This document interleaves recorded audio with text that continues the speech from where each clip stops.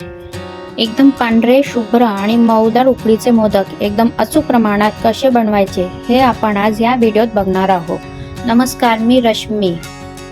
Home recipes with रश्मीमध्ये तुम्हा सर्वांचं मनापासून स्वागत आहे। तर अगदी सोप्या पद्धतीने या रेसिपीला सुरुवात करूयात। रेसिपी बनवण्यासाठी लागणारे साहित्य पाहूयात।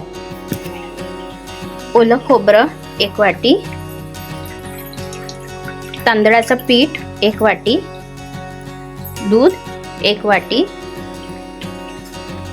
गूळ अर्धी वाटी आणि तूप 1 टेबलस्पून, स्लाइस केलेले काजू, स्लाइस केलेले बदाम, स्लाइस केलेले पिस्ता आणि स्लाइस केलेले थोडेसे किशमिश आणि वेलची पूड। सगळ्यात आधी आपण उकळ करायला घेऊयात। 1 कप दुधाला उकळ काढून घेऊयात। जर का तुम्हाला मीठ टाकायचं असेल तर तुम्ही चिमूटभर मीठ टाकू शकता। तर यात आता 1 चमचा तूप टाकूया। आता आपण मिश्रण करायला सुरुवात करूया। 1 वाटी ओलं खोबरं,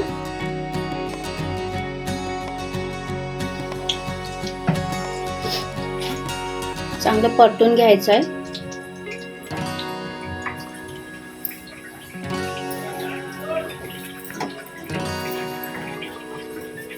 आता गूळ ऍड करूयात आणि गूळ आणि खोबरं चांगलं परतून घेऊयात। दुधाला उकळ आली आहे। आता आपण गॅस बंद करूयात आणि आता आपण तांदळाचं पीठ दुधात मिक्स करून घेणार आहोत। छानपैकी मिक्स करून घेऊयात।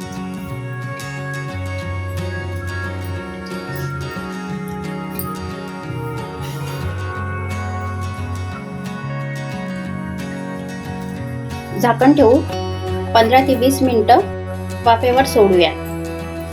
मिश्रण आपल्या तयार होत आलेलं आहे। आता आपण यात काही ड्रायफ्रुट्स ऍड करूयात।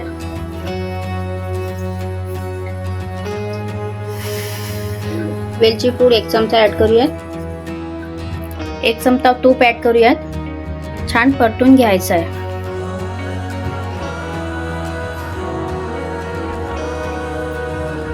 ड्रायफ्रुट्स तुम्ही तुमच्या आवडीनुसार टाकू शकता।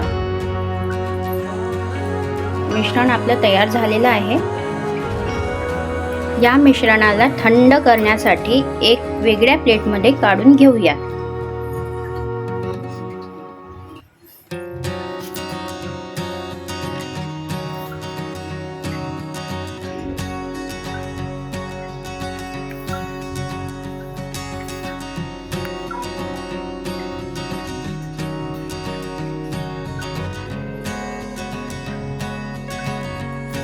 उकड आपली थंड झालेली आहे। याला आपण व्यवस्थित मळून घेऊयात।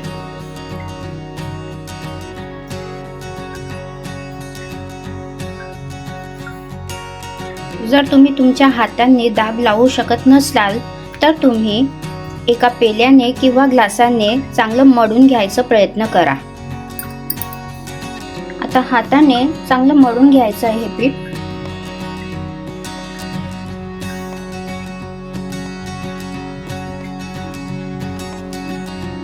पीठ चांगलं मऊ झालं की मोदक आपले खूप छान आणि लुसलुशीत होतात।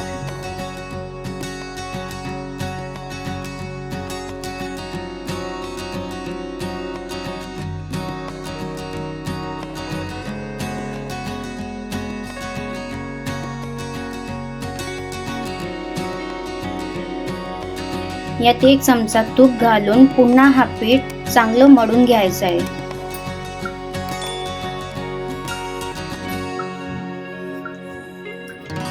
आता मोदकाचा साचा घ्यायचा आहे। माझ्याकडे हा ॲल्युमिनियमचा साचा आहे। बाजारामध्ये आता प्लास्टिकचेही साचे मिळतात, तुम्ही तेही वापरू शकता। आता या साचेला आतून तुपाचा हात लावून घ्या, म्हणजे जे पीठ आहे ते आतमध्ये कुठेही चिकटणार नाही। मोदक काढायला सोपं जाईल। हाताने दाबून पिठाला यात साच्यात भरायचा आणि मिश्रणाचा गोळा करून यात दाबायचा। हलक्या हाताने दाबून घ्यायचं आणि एक्स्ट्रा पीठ काढून घ्यायचं। असा हा आपला मोदक तयार झालेला आहे। याच पद्धतीने मी सगळे मोदक तयार करून घेईन।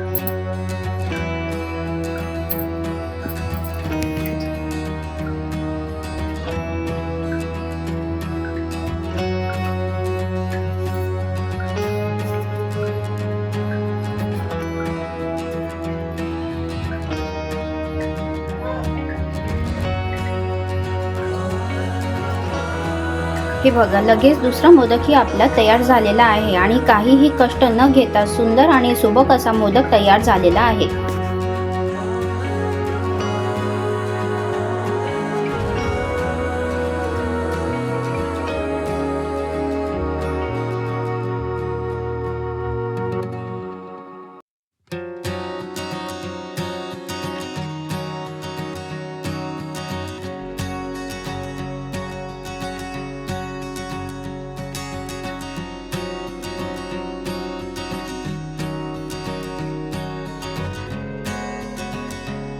याच पद्धतीने आपल्याला सगळे मोदक तयार करून घ्यायचे आहे। मोदक वाफवण्याकरिता मी गहू चाळणीचा वापर करणार आहे। जर का तुमच्याजवळ स्टीमर असेल तर तुम्ही स्टीमरमध्ये करू शकता, पण या पद्धतीने पण मोदक अगदी छान होतात।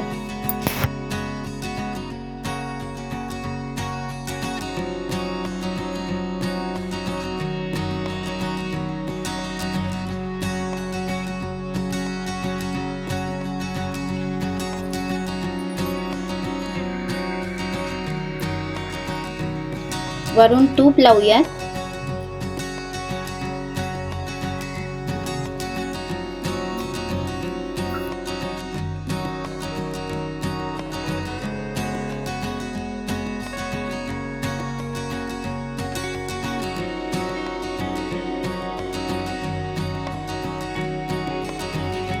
वाफवण्याकरिता छान असे आपले मोदक तयार झालेले आहेत। मोदक वाफवण्याकरिता एका भांड्यात मी पाणी गरम करत ठेवलेले होते। तर पाण्याला चांगली उकळ आली की त्यामध्ये आपण ही चाळणी ठेवून देणार आणि झाकण लावून मोठ्या आचेवरती फक्त 10 ते 15 मिनिटं वाफवून घ्यायचे आहेत।